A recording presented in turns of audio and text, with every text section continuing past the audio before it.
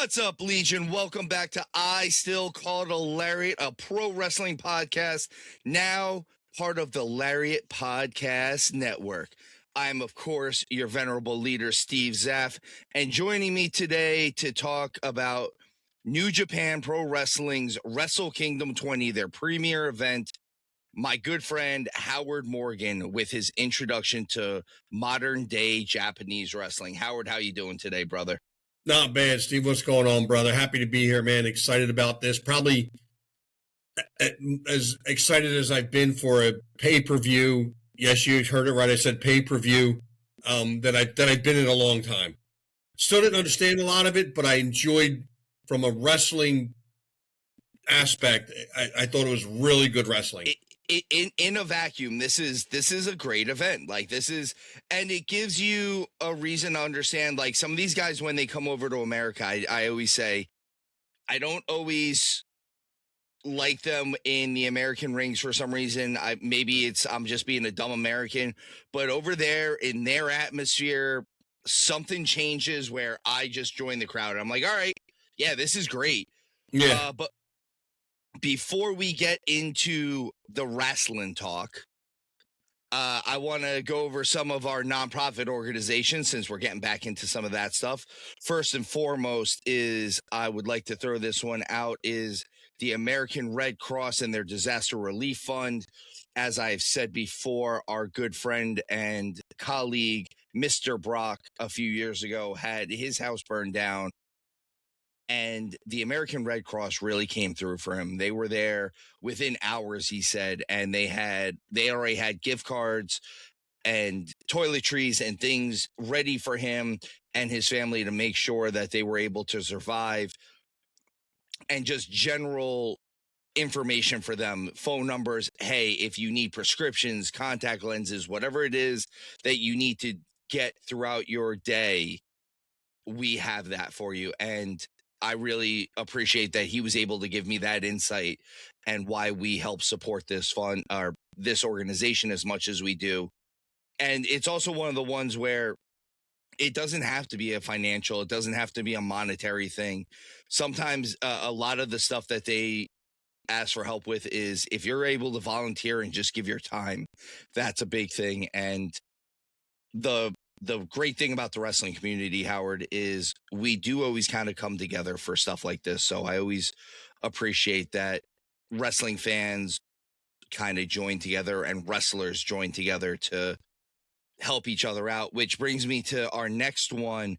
And this is the personal one for both of us, especially for you. You are a little closer with this, man. And that is Maestro Papa Stroh's GoFundMe. I still support that one. I like to have that one out there.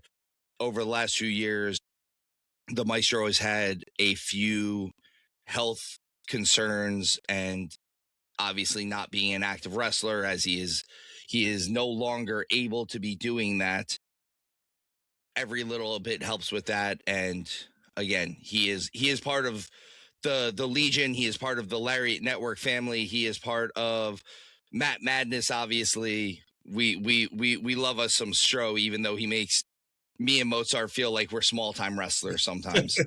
And Steve, I don't know if you noticed, but he's probably one of my closest, dearest friends that I've never met.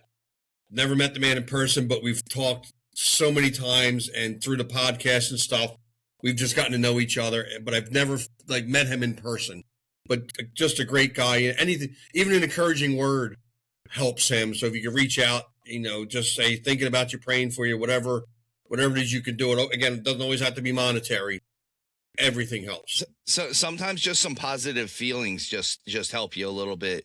It gives you the will to fight a little bit more than you had, knowing that someone else is there to back you up, Right.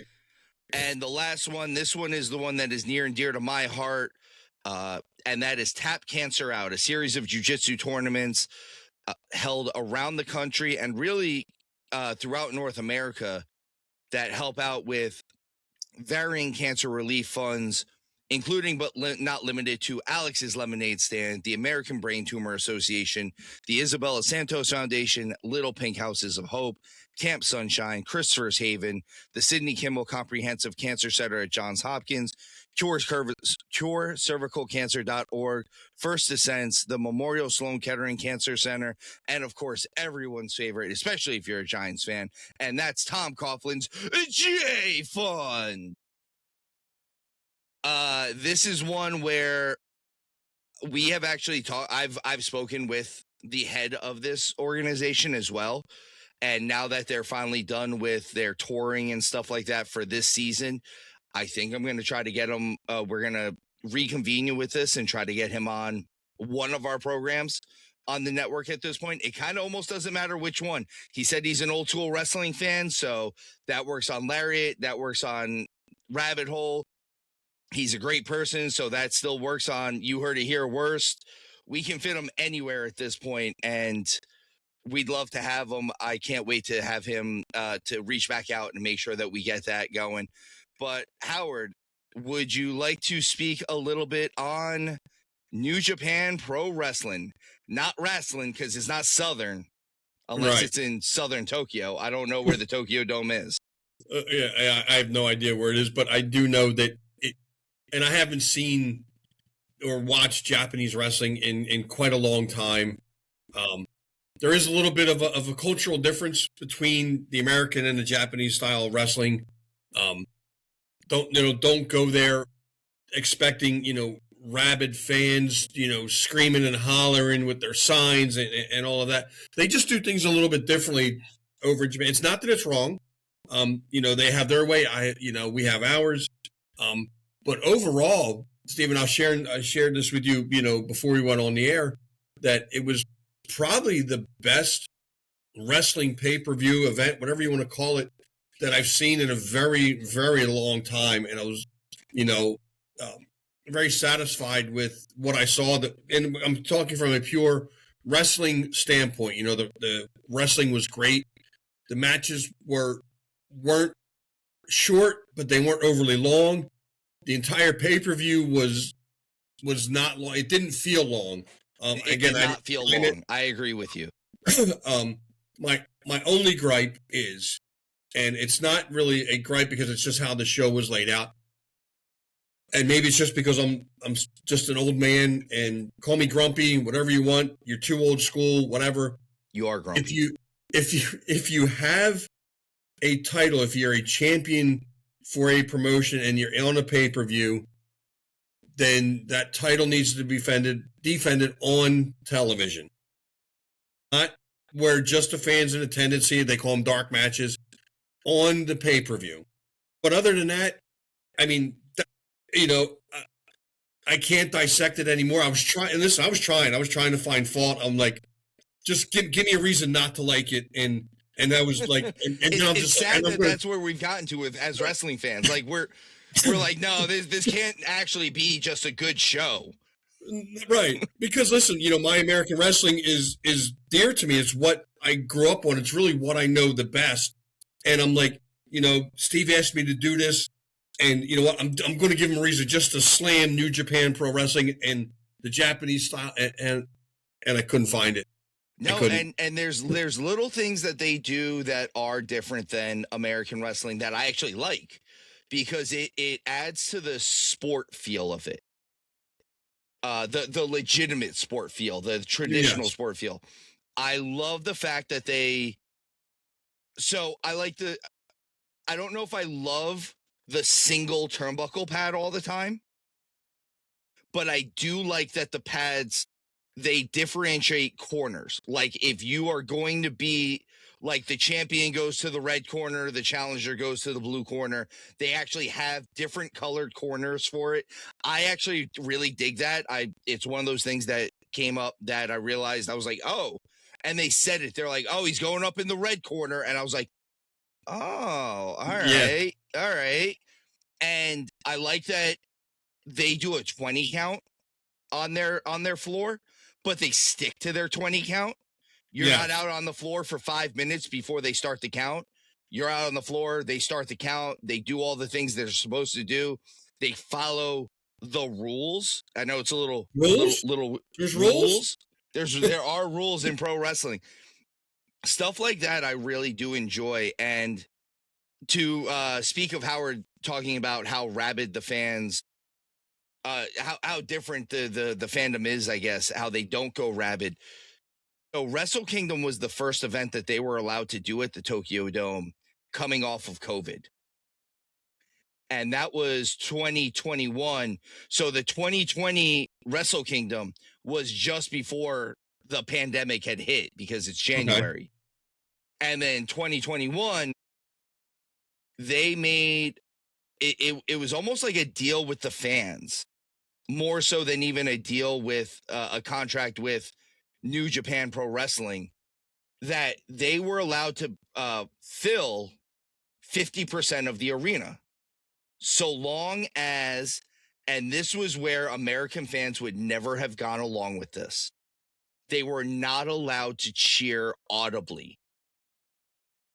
Oh, I didn't know that. They that first year, they were not allowed to cheer audibly. You could not, yeah, woo. So to make up the difference, they gave them like the clacking noisemakers and things like that. And that was what you heard all throughout the 2021 Wrestle Kingdom. And I was like, man, Americans would never have gone for that. No. We would be like, I thought this was America. What do you mean I can't cheer for my sports team? Right. Or we would have said we were going to just to get in, and then completely changed the rules when we got in. Yeah, completely effed it all up. Yeah. By match 3, they would have canceled it. Yeah.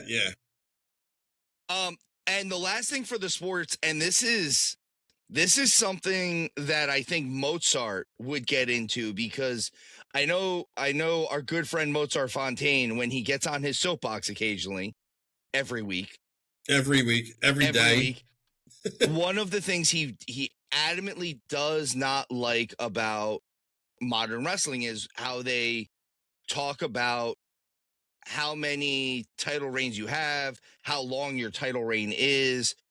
So one thing that they do, and I don't know if you saw this, Howard, is they put a number before the title when they're coming out. That number is what number champion you are. Like how many people before you held that title. Okay. So when they put the number on there, and it'll like I believe it was for Takeshita was number 6 or whatever it was. One of them was number 6, or I'm sorry, Yota Tsuji is number 6 because the global title is a fairly new title. But that means he's the 6th man to ever hold the global championship. Okay.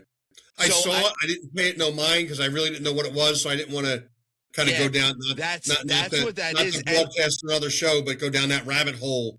You know, so I kind of like that about it is, and they'll do it even if you've held the title more than once, type of thing. So like if you're the 2nd person to ever hold the title and you lose it and 4 other people hold it in between you, and then you hold it again and you're the 7th guy, you are the 2nd and the 7th.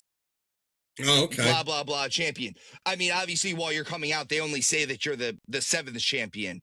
But you are counted in that, kind of like the Super Bowl 50 champions are so-and-so, but the Super Bowl 49 champions are still Super Bowl champions. They just not the champions this year. Right. Okay. So I do dig that. I love the Tokyo Dome, man. That Tokyo Dome looks cool as hell. That is a cool looking. It's a baseball stadium too, just so you know. The Tokyo Dragons play there.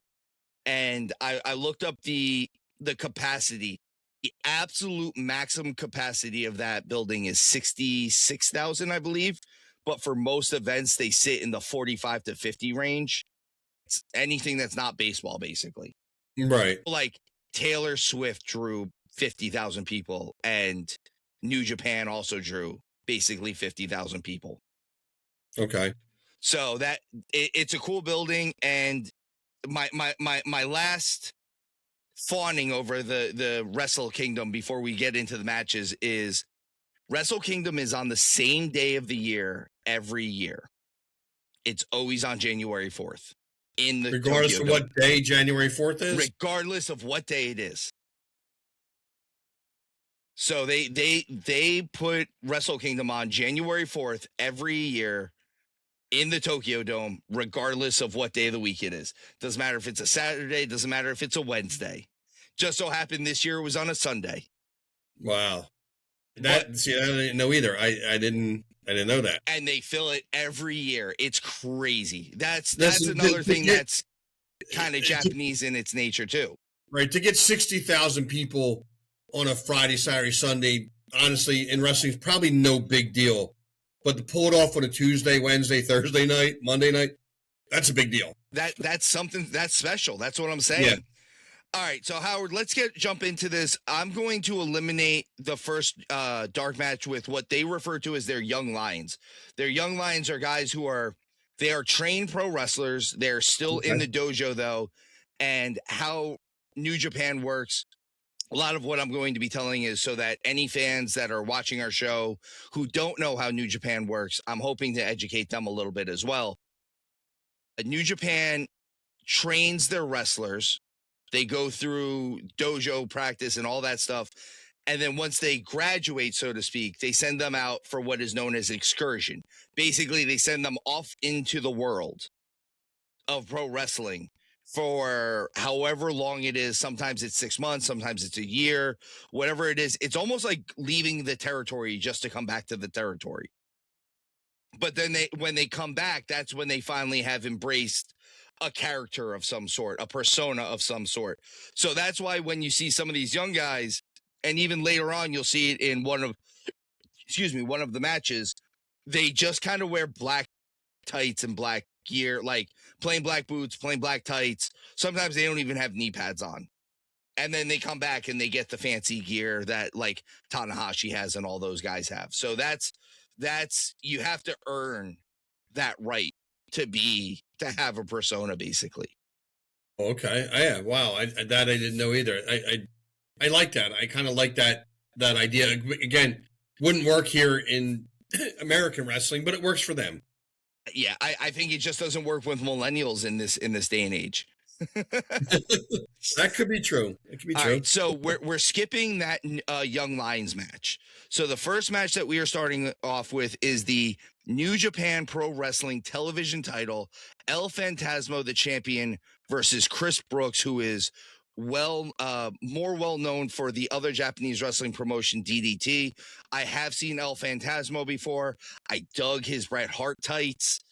This match was good. It was definitely not my favorite match on the card, but not a terrible match to start things off with.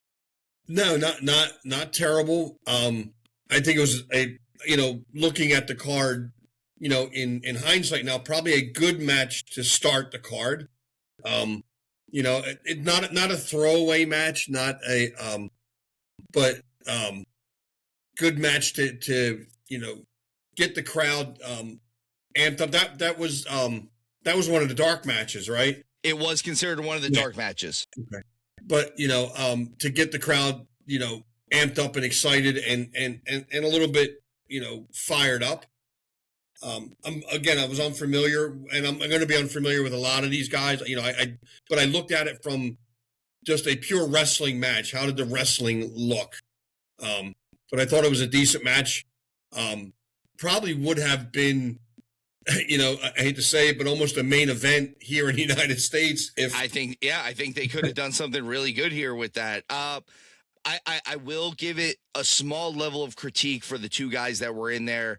They seem like they're a little younger. They seem like they were, and again, I always associate the TV title with a little bit of explosion.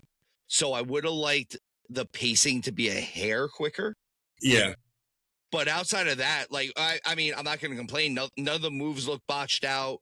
Nothing looked like it hurt. Anybody got hurt during it. Everything looked smooth. And all around, I liked the match.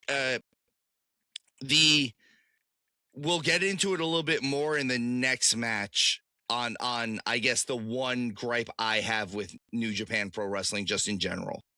So all around though, I thought this was a good match. Again, it was a solid start to the show.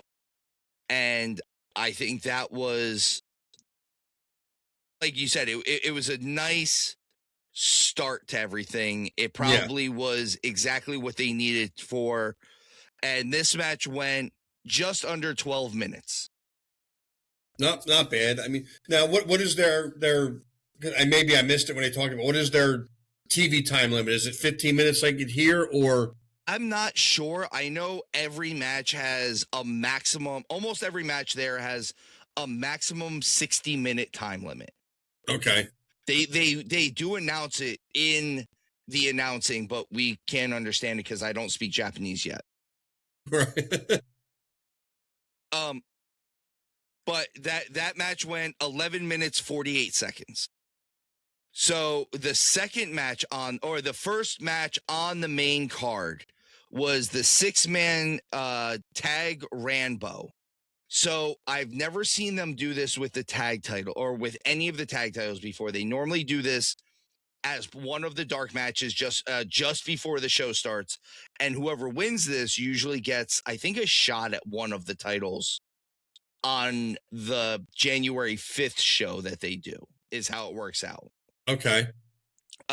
So I dig the Rambo because it's got the feel of the Royal Rumble where different people are coming at different times, the gauntlet style, but you can eliminate somebody every way that you could eliminate somebody. Like if they go over the top rope, they're eliminated. If they're pinned, they're eliminated. If they submit, they're eliminated. And that's where I was a little confused. Like I was trying to follow along. I didn't not like it. Like I didn't just throw it away because of it. I just, there's also a lot going on in this match. Yes. Because there's a lot of teams that were involved in this. I believe it was 5 or 6 teams were actually involved in this. So 5 or 6 3-man teams. That's still 15 people that are coming out, 15 to 18 people. And here's where my gripe comes with NJPW a little bit. So we just had a match that was for the New Japan Pro Wrestling television title. And this match was for the never open weight 6-man tag titles. It makes it sound like it's for 2 different companies. But the never titles never get defended anywhere except for New Japan. And obviously New Japan titles never get defended anywhere but New Japan. And then also defended on New Japan Pro Wrestling is the IWGP titles.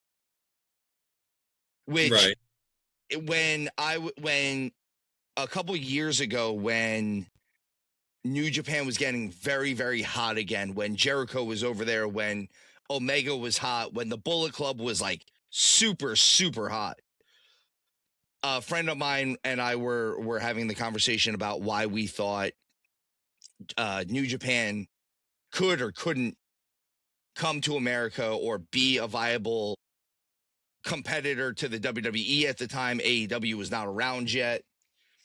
And here was my reason, and I'm going to stick with this one. The name is New Japan Pro Wrestling. It makes it very centralized to Japan no matter what. And I think that's part of the issue. If they had said we're going to upgrade our name, kind of the way the Mid-South did with the UWF.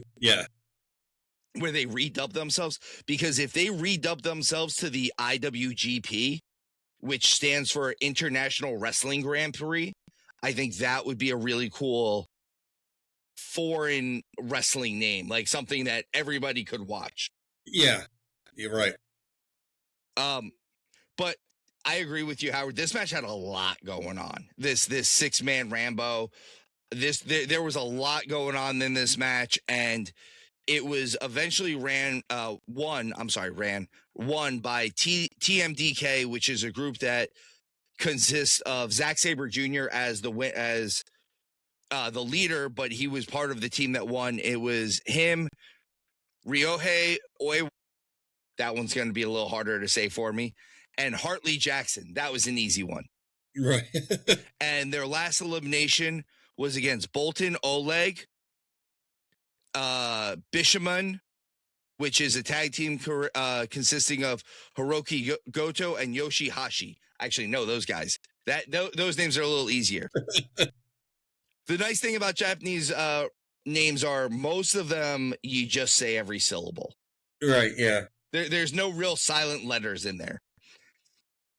So our next match on this card, Howard, is for a winner-take-all women's championship match. This is the IWGP Women's Championship versus the NJPW Strong Women's title.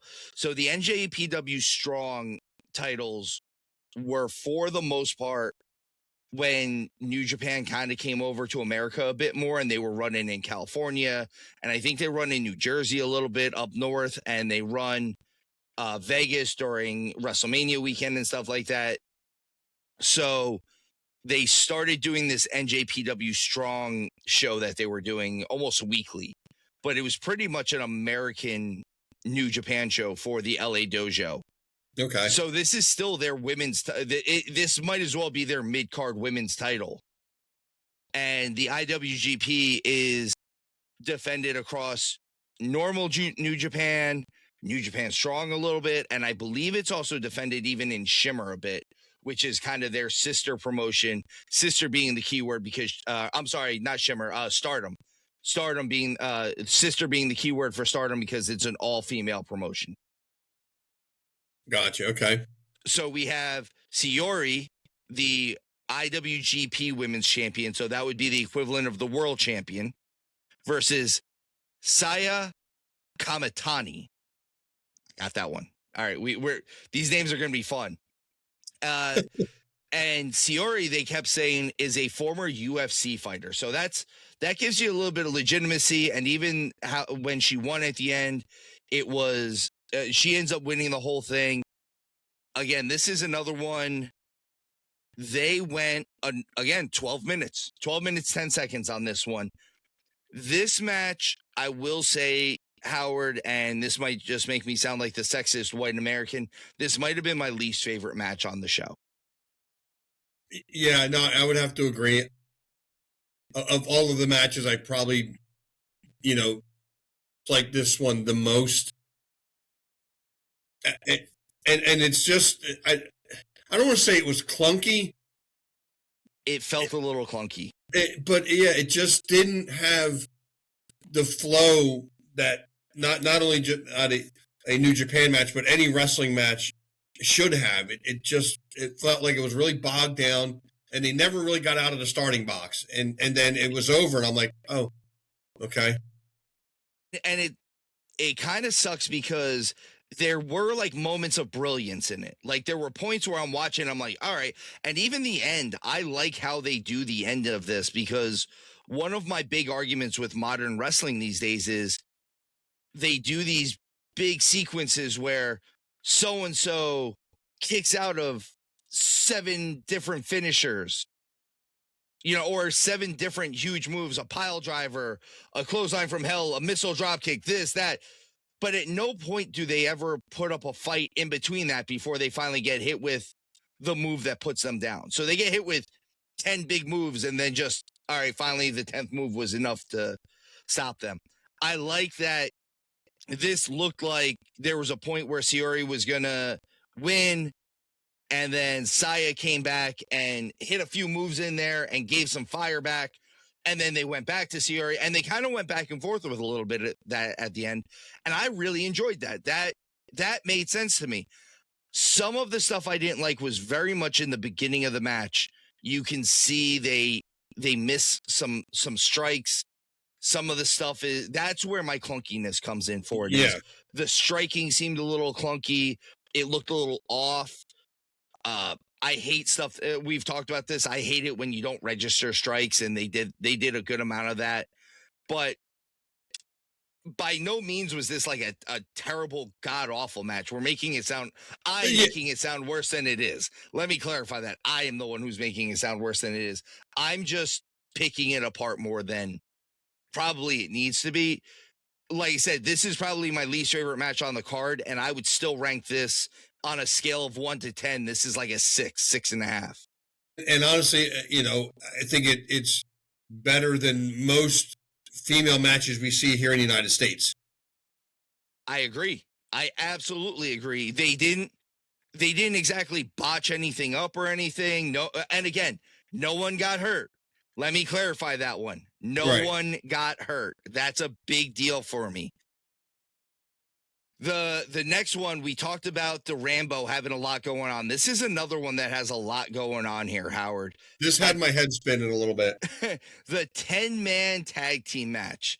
So It was the Bullet Club War Dogs, which is the newest incarnation of the Bullet Club, which I believe after all of this, they ended up disbanding the whole thing. There's no more Bullet Club in New Japan, which that's the first time that's happened in over 10 years. And what they refer to as the unaffiliated. So I believe that group just doesn't have any affiliation to any faction versus the United Empire, which is a group that was started originally by Will Ospreay. So their group is Caleb Newman, the Great Okan, Hanari, Jake Lee, and for the first time that we've seen him, probably, at least you and I, because we don't watch AEW as much as we should, since leaving the WWE and all of those legal problems, Andrade El Idolo. I was kind of excited to see this match. If nothing else, I really wanted to see Andrade go at it with David Finlay. That is Fit Finlay's son, by the way. I was going to ask you that. Is that that is Fit's oldest son, and it shows. Yeah, listen, he has a little bit more showmanship than his old man did. Yeah, and you know what threw me off was the first time I heard him do a promo, because Fit obviously has an Irish accent. He's born and raised in Ireland. David was born and raised in Atlanta. Right. So he doesn't have an Irish accent, and he's got a southern Irish accent. Yeah, southern Irish. Now their team was David Finlay, Gabe Kidd, which a lot of people know from AEW. This dude Drilla Maloney, I was really impressed with him. He had a look about him. I don't say what you will about his wrestling, but man, that guy had $1 million body. He had a Kerry Von Erich body. He had a Kerry Von Erich body, and he looked like a legitimate badass. Like he did, like a real tough guy. Even that pile driver that he nails when they're like, "Oh, it's the Drilla," I was like, "Oh, okay, that works." Yeah. They were with Shingo Tagachi and Hiromu Takahashi, not to be confused with Hiroshi Tanahashi, right. Who retires later. But I was kind of excited to see this. This, for a 10-man tag match, went under 15 minutes as far as match time went. So 14:40. And the United Empire ended up winning this. And again, I think this was David Finlay, from what I understand. His contract is coming up in New Japan. He's looking to finally make his way back over the ocean, whether it be for WWE, whether it be for AEW, whether it be for TNA, whatever it is. He's one of those guys that any of those promotions are going to kind of be lucky and happy to have him. And the only thing that I'm hopeful for is no matter where he goes, he gets to keep the Finlay name. Yeah. Yeah. Abe Kidd, he impresses me in Japan, and then over in AEW, it's like, hey, what happened to the guy I watched in the Tokyo Dome? Yeah, and I thought it because I've seen him a little bit before, and I almost had to do a double take. Like, is this the same guy? Like, is this the same boring guy that I see here in the United States? That's what I'm saying. Wasn't boring. No, something about the Tokyo Dome, man. It brings out a different animal in these guys. And I say it all the time. I am openly not the biggest Kenny Omega fan, and I'm openly not the biggest Kazuchika Okada fan.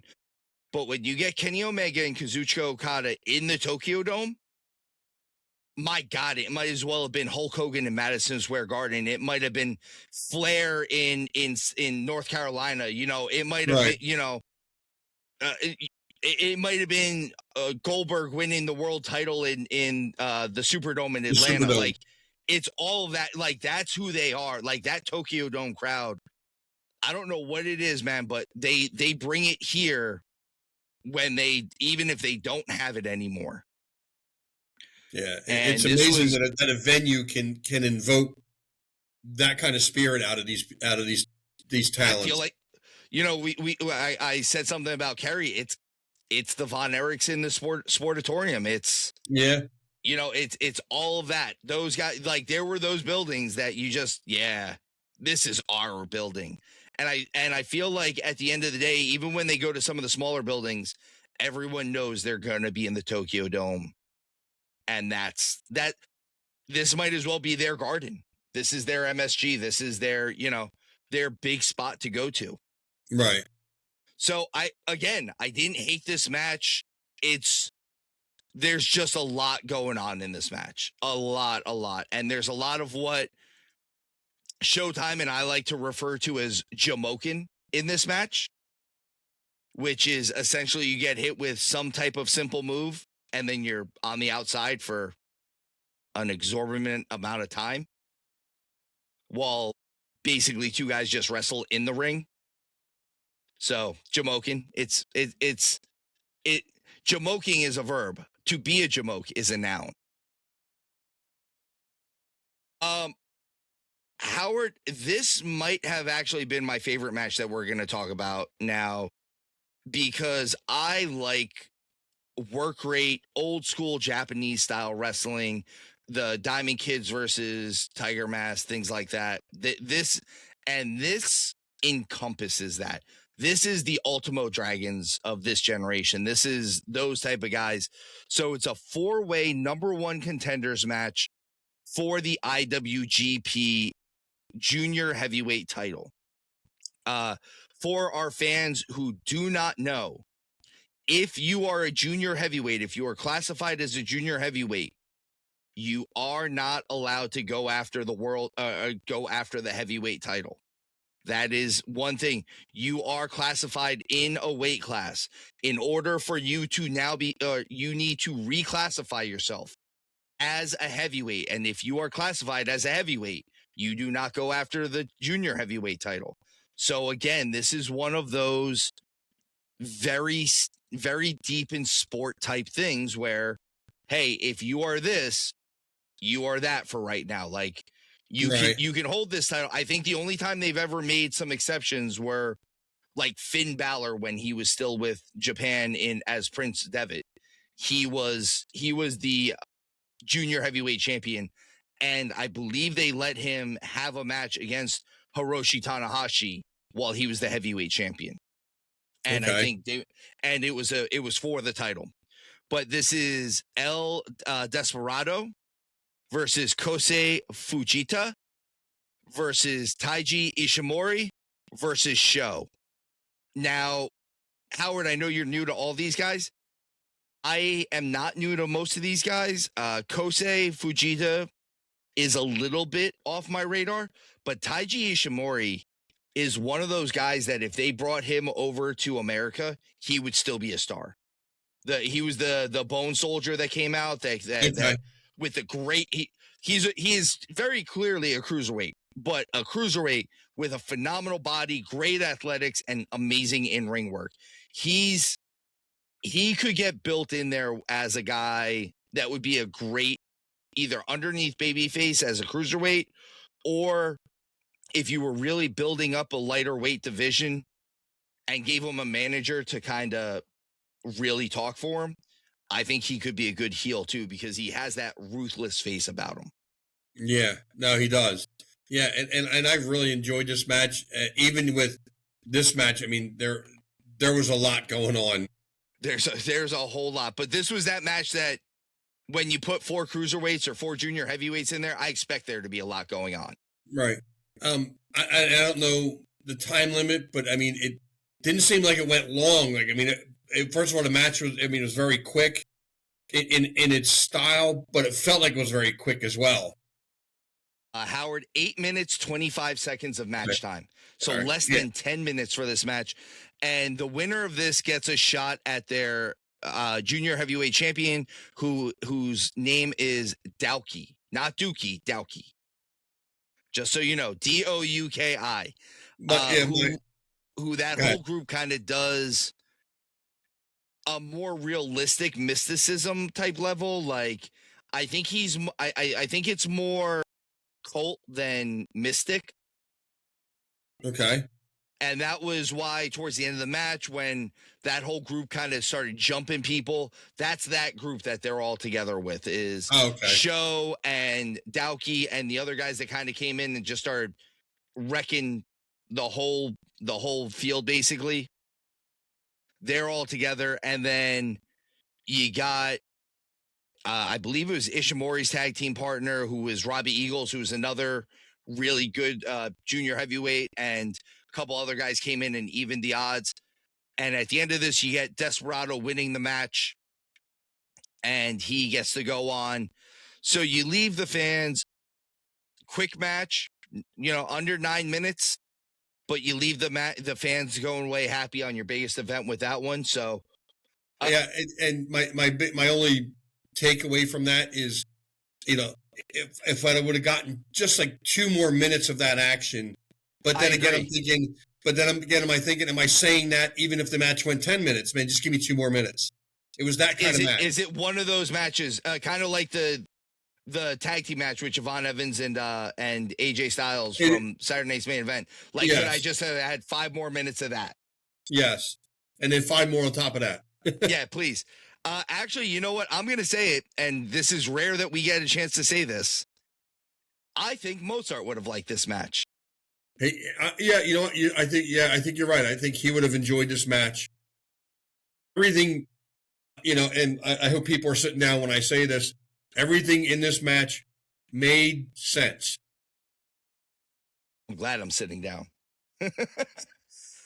You know what? Most of the stuff on this card made sense. Did.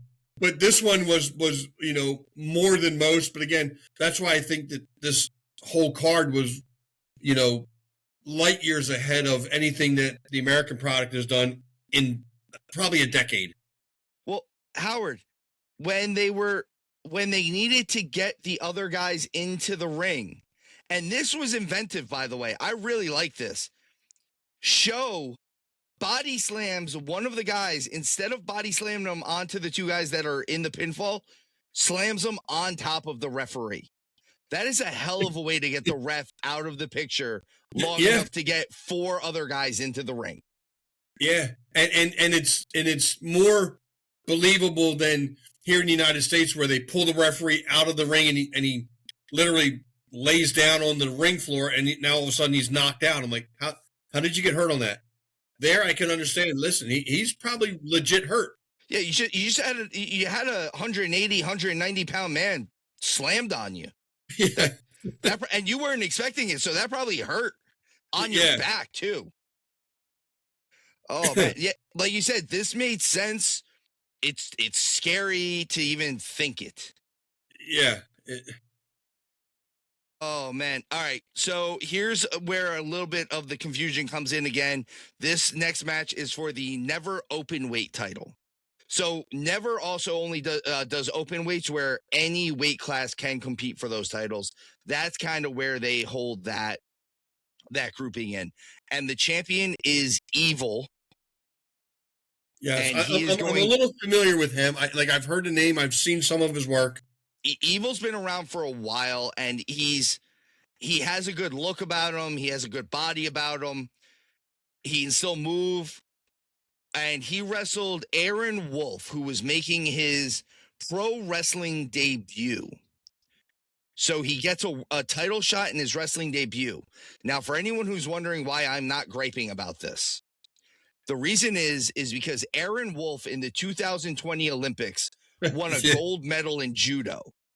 This match, and I heard it was his debut, and I got a little case of the ass about it, because a guy debuting with the company, why is he getting a title shot? So I had to look him up, and I'm okay with it. Yeah, he's a gold medalist in judo in the Olympics, and a world champion in judo on the world stage. Yeah, no problem. Yeah. Yeah. Oh, yep. I'm okay. You know why? Because he can probably again, another thing that Mozo would bring up. Is this guy actually tough? Yes, he is. Yes, he is. And that guy can have whatever title shot he wants anytime he wants. Yeah, I'm not going to fight him for it. He can have this. Like, if you win the gold medal in the Olympics in judo, you are a legitimate tough guy. Yes. Yes. Yeah. You have transcended the elite athlete at that point. That's what I'm saying. And, he wasn't a small dude by any means.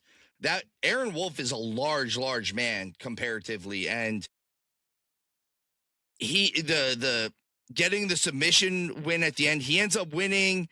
This is another one. Your first match as a pro wrestler and you go over 12 minutes. That's a long match for your first match. Yeah, I don't care what kind of athlete you are. Yeah, and I know he's a badass, in judo. I'm surprised he wasn't blown up by the end of the match, because listen, pro wrestling is a lot different. I mean, you could be in incredible shape, but man, your cardio has to be on point to go 12 minutes. 12 minutes of pro wrestling is like going honestly, 12 minutes of pro wrestling is like going 12 to 15 minutes of amateur wrestling. Yes, very much. But so. With no break, no rounds, you're just going. You're just straight. going. Yeah. It's rough, man. But Aaron Wolf, I think he's got a little something about him. Even I liked him a little bit better with the long hair, but I dug that he's embracing the young boy, the young lion mentality of this. He's coming in fresh and he's gonna do the work type situation. I like that about him. So yeah, I'm kind of excited to see what else he does. I'm gonna keep an eye on Aaron Wolf, because this might be a situation where. And I can't believe I'm saying this, but I am, now that I've seen him and I know who he is. Not only will I be paying attention and looking for him, but I'm glad that he debuted in Japan and not here in the United States. Yeah, because he wouldn't be Aaron Wolf. He would not be down. They'd have called him something else, and honestly, there's a chance he would lose. Right. They would have. I don't say they would have made a mockery of it, but they would not have emphasized his tough guy side like they should. No, and I'm saying this about any of the promotions. TNA might have gotten him right.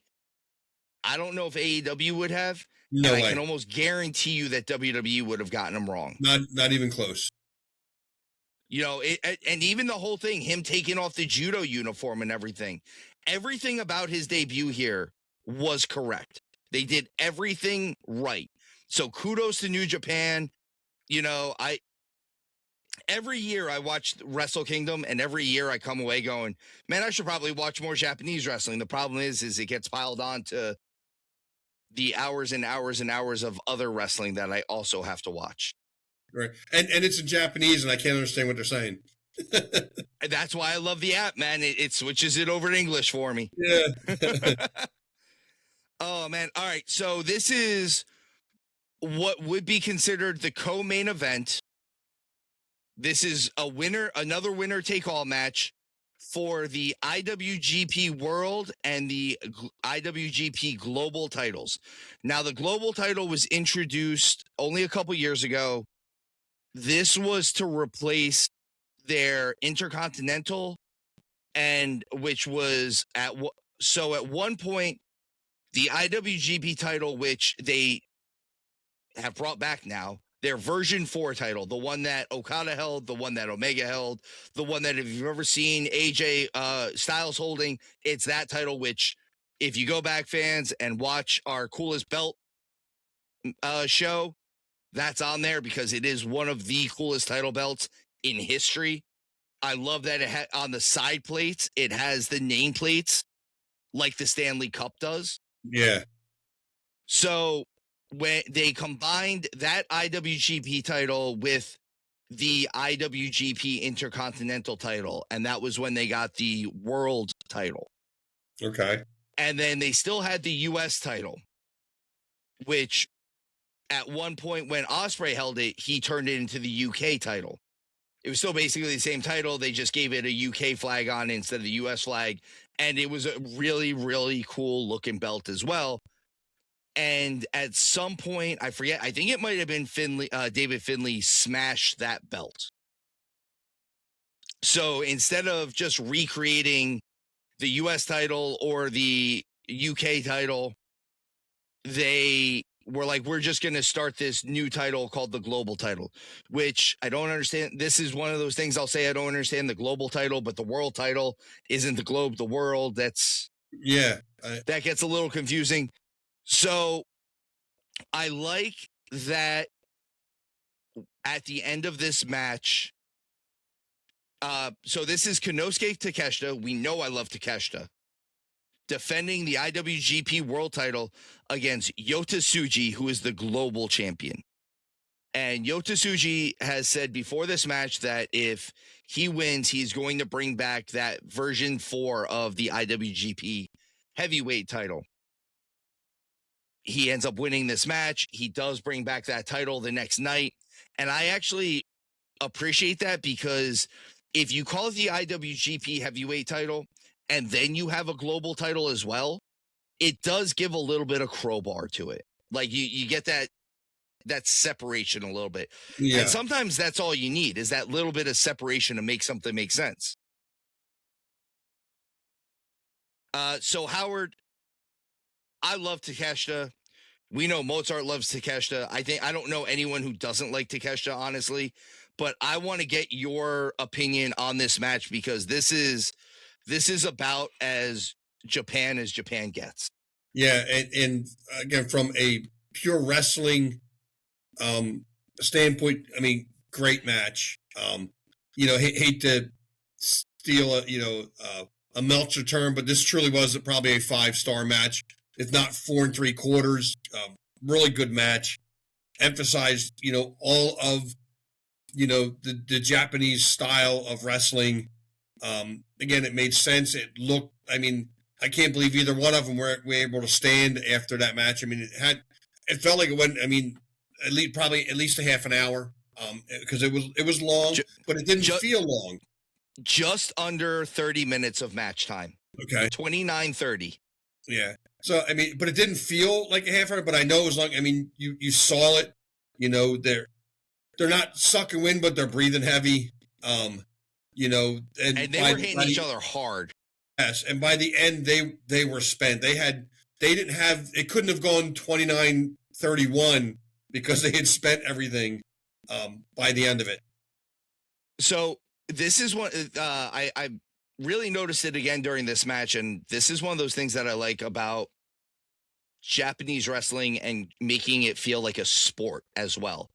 At the end of this, the first thing they did was Yota Tsuji, who won the match, they hand him a bottle of water, and if you ever notice any of these guys, especially the losers, they actually go in there with ice packs and they put them on them. Yes. Which I really like that aspect. That's something that I think we could adopt in America, and that would suspend a little bit of the disbelief back. Like, hey, maybe I don't know if it's fake anymore. Maybe they really did do this. Maybe someone really got hurt. If this show was indicative of what sports-based wrestling was in America, I think more people would gravitate towards sports-based wrestling again. But unfortunately, we don't see stuff like this. And I'll say this, not a guy on this show or girl didn't look like an athlete of some sort. They all looked like they were goddamn professionals. Even the guys that were quote unquote out of shape, if you will. Well, they were even the guys that were, foreigners, which means they weren't Japanese, looked to be in phenomenal shape. They looked legitimate. Yeah, no one looked like they couldn't go 20 minutes in the ring. Right. So, and I said this, on our Rabbit Hole show on Tuesday with Bob Evans. Most of the AEW roster doesn't scare me. WWE's the same way. Everyone on this roster scares me. Yeah, I'm telling you, that junior heavyweight match, I don't want to fight those guys. Yeah, no. If I had that title, here you go. Here, just take it. I'm going to the back. I'm done. We were just talking about Aaron Wolf. Evil doesn't exactly look like a slouch. No. You know, they stood him in there with a heavyweight gold medal judo fighter. And they were like, yeah, no, this makes sense. It's okay. Because it made sense. It was okay. Yeah. That's absolutely. You know, to quote Howard Morgan, our great Howard Morgan, Mr. Meat Sweats himself, this stuff made sense. Right? It's not hard, right? It's not a hard concept. Just let it make sense. You know what's funny is before we came on, Mozart was on his soapbox already. And he was like, why don't you just talk about how bad everything is? I was like, because Japanese wrestling isn't that bad. And now that I got you on, we all agree with it. It's just it's hard enough to get Mozart to watch. There is good wrestling out there. There is. The American product is dead. I'll absolutely give you it right. The petals just haven't fallen off the rose yet, but not in New Japan. It is not dead. Japanese wrestling, UK wrestling, man. This is where it gets me excited to be a fan again, is I can watch stuff like this and be like, you know what? I know my taste has changed since I've become an adult, but it's not because I don't love pro wrestling. I think just what I love about pro wrestling has changed a little bit. Your taste buds changed. We had Greg Spitz on our show on Wednesday night, ECWA tag team champion, absolute legend in ECWA. My first black eye. Really? Great. Oh no, I might have been his first black eye. Greg Spitz and I, when I first got into wrestling, we were both very young men at this time. This is over 20 years ago. We both were in a battle royal together. It's one of the first battle royals I was ever in. And at some point, we both headbutted each other. Like we both went for a headbutt at the same time. And neither one of us were the better for it. Well, he said that he used to love pro wrestling. He's still an active pro wrestler. He used to love pro wrestling. Well, he's pretty much, and I'm paraphrasing, they've pretty much broken up, but they remain friends. So there's no love there anymore. And that's where I'm at. I don't love pro wrestling. I wish I could. But this card is making me love pro wrestling. That's what I'm saying. So some of this stuff, sometimes we're in such a renaissance of pro wrestling, and we haven't even gotten to the main event yet. But we're in such a renaissance of pro wrestling where if you don't like what you're seeing, it's not hard to find something that you do like. Right. It costs $10 a month for the New Japan app. And you get all of their stuff, all of it, including their history stuff. By the way, if you want some good old school wrestling, Howard, now that you got access to my stuff, there is a tag team match from 1991, I believe it is. Sorry to go off on this tangent. We like to go on rabbit holes. It's what we do. There's a tag team match, though, and you want to talk about four men that are bullies in this tag team. It's the Steiner brothers challenging for the IWGP heavyweight tag team titles against Vader and Bam Bam Bigelow. Wow. And Vader and Bigelow do more agile stuff than the Steiners do. All right, I got to check that out now. It's a good match. Like Bam Bam hits more drop kicks and more like flying stuff than like Scotty does even. Wow, I'm gonna have to check that out then. But it's four bullies. It is four men that I don't want to fight in ever. Yeah. And you know, two of them are passed away, and I still don't want to fight them. Yeah, I still don't. I still don't want to upset them.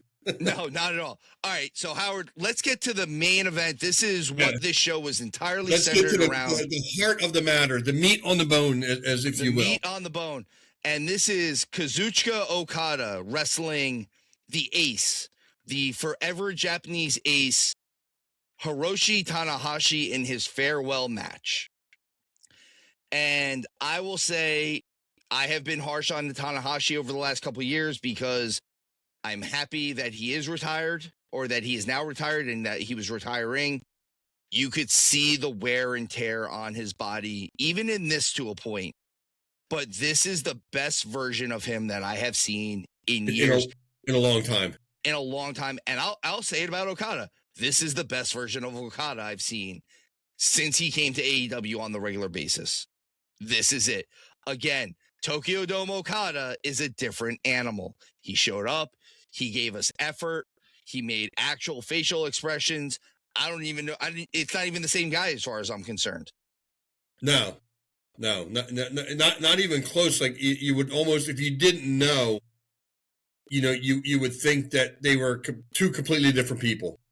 And for these two guys who, again, like I said, AEW Okada, I feel like he's a little lazy. Hiroshi Tanahashi, last match of his career, 33 minutes, Howard. They went 33 minutes. And I'm on board with you. I've seen Tanahashi matches. I wouldn't say I followed his whole career, but I followed a little earlier. Got away from it a little bit, followed him a little bit later, and probably 4 or 5 years ago, maybe 3 years ago, maybe it wasn't that long, 3 years ago, 4. I saw him and I'm like, when is this guy going to just give it up? He's done. And not to sound like I'm demeaning to him, but man, you're embarrassing yourself. Hang it up. You start. That wasn't the guy that I saw. No. You know what? 49 years old, Howard. He's 49 years old, in great shape. Like, let's not take that away from him. He looks amazing as far as just aesthetically, body wise. He is in shape. He's in good. He managed to do that. And just to give you a little bit of his resume, which I don't think that we need to really give his resume, but his trainers. Tatsumi Fujinami, who legend. So this gentleman I do not know, because this is a little bit of the Japanese from before I was really watching it, but this is Kotetsu Yamamoto. Here's one that I absolutely know, and that's Kensuke Sasaki. Right. And the last one that helped train him, he's been known by a lot of names. Mr. Kaiji Muto, otherwise known as the Great Muta. Yeah.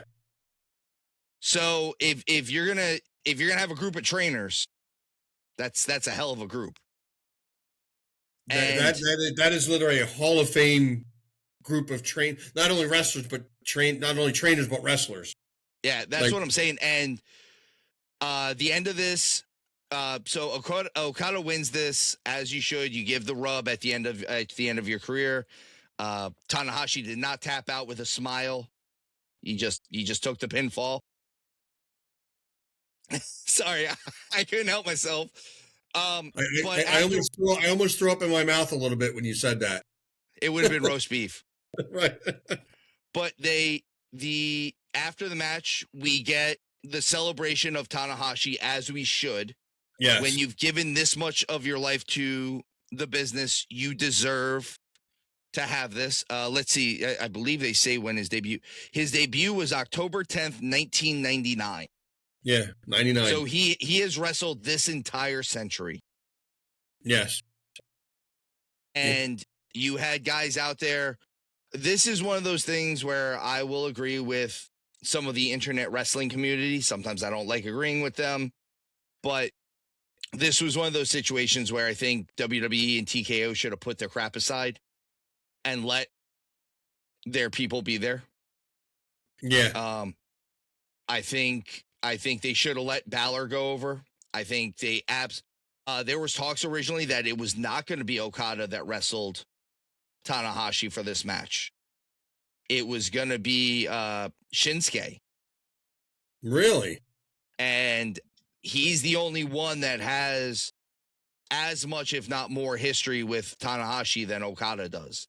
Right. And I think they made a little bit of a mistake there. I think they could have taken their foot off of the "we're going to screw everyone else" pedal and just let this happen for the betterment of everything. Right. And I think that's where the pro wrestling promotions get it wrong. They forget that this is very, very, very much a fan-based sport. Give the fans what they want. Not all the time, because if we got away with the bad guys would never win, right? So you got it. But in cases like this, You This got is to give definitely the fans what they want and honestly, quite frankly, what we deserve. For all of our years of dedication and support. And imagine a company across the ocean that did a retirement match correctly. We saw how it was done wrong, and it couldn't have been done any more wrong. We And they absolutely did. Nailed this one. And I'll tell you what, there's a picture from this show at the end, and it is actually beautiful to see these guys standing together. It's Will Ospreay, it's Kaiji Muto, the Great Muta, whatever name you want to call him. He's one of the greatest to ever do it, as far as I'm concerned. It's Tanahashi. I believe it's Fujinami. I'm not sure who this one is, but it's Jay White, Ibushi, and it's Kenny Omega all standing there in the ring together. And as far as I'm concerned, that's kind of those are the guys that have made New Japan in the last 10 years. They are the backbone of what that company was for the last 10 years. And if you wanted to do it even further, you could have done it back to 2010 if you had allowed AJ, Finn Balor, and Shinsuke to go over there. Right. And it would have, and again, you're not doing it for New Japan. You're doing it for the fans. Right. And here we saw all of those guys, whether they were just standing there or, whatever, they were allowed to show their support, for a guy who helped shape their careers, make some of their careers, was the backbone of New Japan for a long time. But then again, back in December, we watched guys giving their sentiments to John Cena, and they get cut off because they ran out of time. I also think that this one is one of the things that they did right with this too is at the end of the match, aside from like those 4 or 5 guys that they had out there with him, it was him and the fans. Yes. That was his moment with the fans. You didn't need anything else. Like, that's the problem is they made Cena's too big, where they let this be personal, because it should be. When you've done something at a high level like that, a high level, when you are the name that is associated with New Japan Pro Wrestling, no matter who you talk to, when I say he's the name associated with him, he's the actual president of the company. I was going to say, he's the president of the company, yes. So he's not actually going anywhere. He's just no longer going to be an active wrestler. And honestly, I wouldn't be surprised if he doesn't do what some of our other COOs and corporate officers do and interject themselves as soon as they're no longer active. Triple H, Tony Khan. And don't get me wrong, I've seen Tanahashi come out there and do stuff where, like, he went out on commentary for Kenny Omega's first match back after the diverticulitis. I'm fine with that. He didn't go into the ring afterwards. He they let him play his music. He came out, waved to the fans real quick, sat down at commentary. I'm fine with that. After the match, he didn't go in there and like raise Omega's hand or anything and like tell him how great he was and point up at the Tron for his video thing. And that's the thing is for Tanahashi, even, I just love that. I love the simplicity of that. He was just out there with him and the fans. That's and that's what it should have been. So New Japan, first of all, amazing show. Good job on Wrestle Kingdom 20. I will absolutely continue to watch every year on Wrestle Kingdom. This one show alone makes my $10 a month worth it. Right. As far as modern wrestling goes, this makes it worth it. As far as your back catalog, that makes it more than worth it because I can go watch all the old New Japan AJ Styles stuff, Finn Balor stuff, all of that. Good job, guys. I'm proud of you. This was a good show. Howard, thank you for coming on with me for this. Thanks for watching it. Brother. I'm glad I was able to spark you with a little bit of wrestling joy again. Yes, there is a spark, and I do need to follow New Japan a little more closely and get back to following. I used to follow it, and I kind of fell away from it because honestly, the American wrestling was heating up, and that's what it was all about.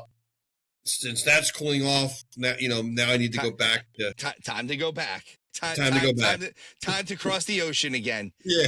Oh man, but Legion, thank you for being here with us. As I have said in our other shows, we are growing. The Lariat Podcast Network is truly a network now. We're at 3 shows at the moment. We obviously have our flagship, which is, I still call it a Lariat. We have Howard and Mozart's show, which is Down the Wrestling Rabbit Hole, where if you want to find out some what ifs and crazy theories and just whether it's on wrestling, music, or whatever it is that they're talking about for an hour and a half, that is definitely what you should watch. And they just had Brutal Bob Evans on there. Honestly, Howard, I love all of your episodes, but I think that might have been your best one.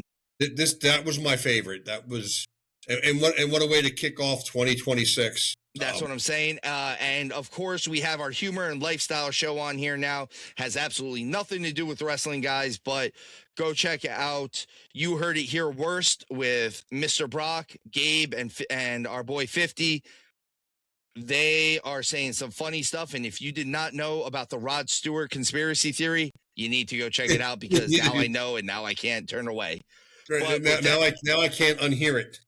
But yeah, exactly. But Howard, you have another guest coming on next week for Rabbit Hole, and that's going to be the Stray Dog Barrett Brown. That's going to be an exciting one. You kind of looking forward to it. Looking forward to it. We're going at 2 different ends of the spectrum there. You got Bob, who's probably a little closer to the end than the beginning, and you got Barrett, who's a little closer to the beginning than the end. So yeah. It'll be nice to see that. Barrett is a great friend to the show. We've done an interview with him as well. But with that said, guys, this was Wrestle Kingdom 20 that we reviewed. It was a great show. Let us know what you like. Let us know what you didn't like. Let us know if you like this show, or if you watch this show, or if we've enticed you to watch Wrestle Kingdom 20. And as always, guys, remember, tuck your chin when you bump.